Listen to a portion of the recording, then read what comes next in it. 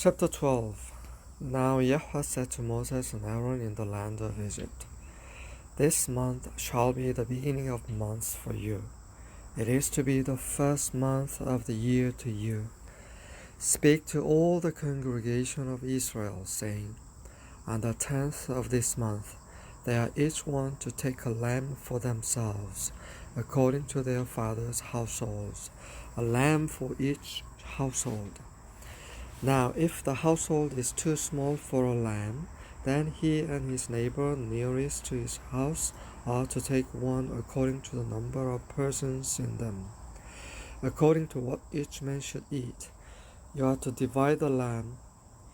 Your lamb shall be an unblemished male, a year old. You may take it from the sheep or from the goat. You shall keep it until the 14th day of the same month. Then the whole assembly of the congregation of Israel is to kill it at twilight. Moreover, they shall take some of the blood and put it on the 2 doorposts and on the lintel of the houses in which they eat it. They shall eat the flesh that same night, roast it with fire, and they shall eat it with unleavened bread and bitter herbs. Do not eat any of it raw or boiled at all with water, but rather roast it with fire, both its head and its legs along with its entrails.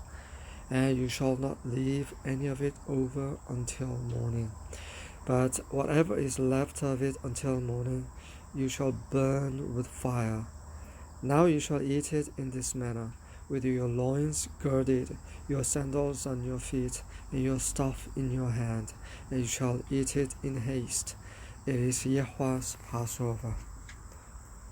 For I will go through the land of Egypt on that night, and will strike down all the firstborn in the land of Egypt, both man and beast, and against all the gods of Egypt I will execute judgments. I am Yahweh.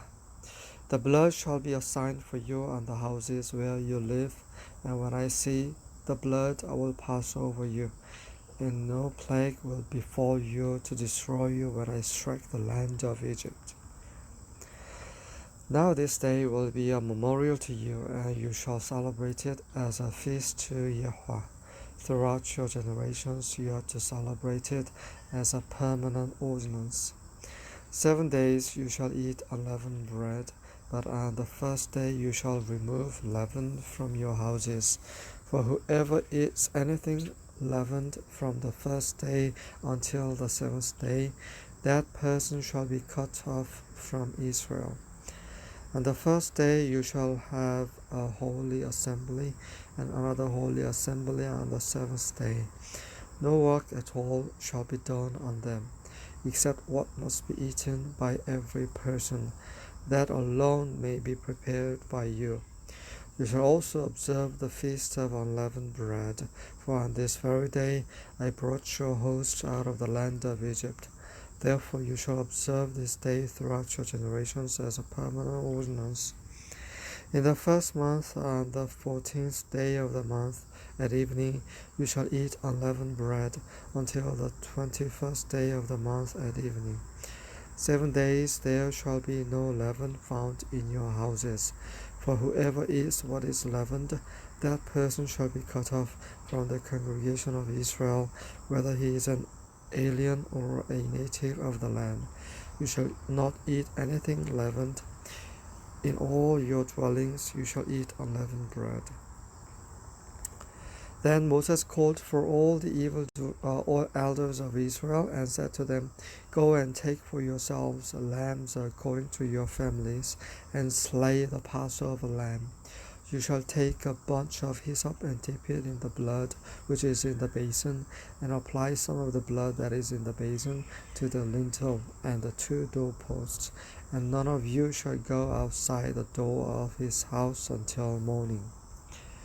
For Yahweh will pass through to smite the Egyptians, and when he sees the blood on the lintel and on the 2 doorposts, Yahweh will pass over the door and will not allow the destroyer to come into your houses to smite you. And you shall observe this event as an ordinance for you and your children forever. When you enter the land which Yahweh will give you, as he has promised, you shall observe this rite. And when your children say to you, "What does this rite mean to you?" you shall say, "It is a Passover sacrifice to Yahweh, who passed over the houses of the sons of Israel in Egypt, when he smote the Egyptians, but spared our homes." And the people bowed low and worshipped. Then the sons of Israel went and did so, just as Yahweh had commanded Moses and Aaron, so they did. Now it came about at midnight that Yahweh struck all the firstborn in the land of Egypt, from the firstborn of Pharaoh who sat on his throne, to the firstborn of the captive who was in the dungeon, and all the firstborn of cattle. Pharaoh arose in the night, he and all his servants and all the Egyptians, and there was a great cry in Egypt, for there was no home where there was not someone dead. Then he called for Moses and Aaron at night and said, "Rise up, get out from among my people, both you and the sons of Israel, and go worship Yahweh as you have said. Take both your flocks and your herds, as you have said, and go and bless me also."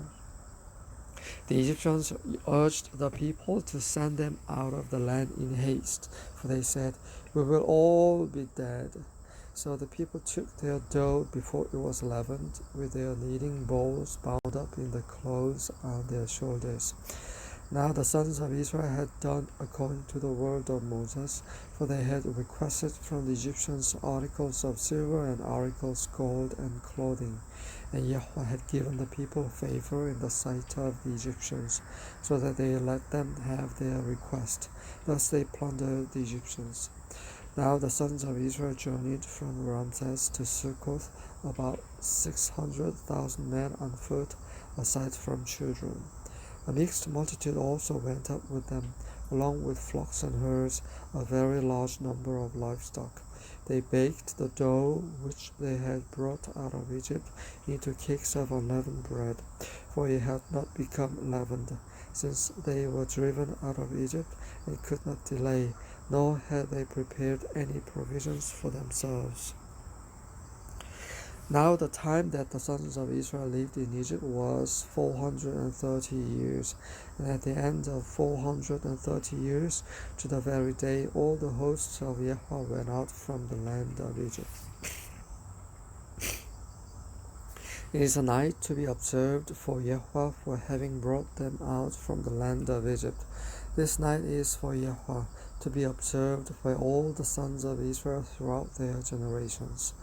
Yahweh said to Moses and Aaron, "This is the ordinance of the Passover.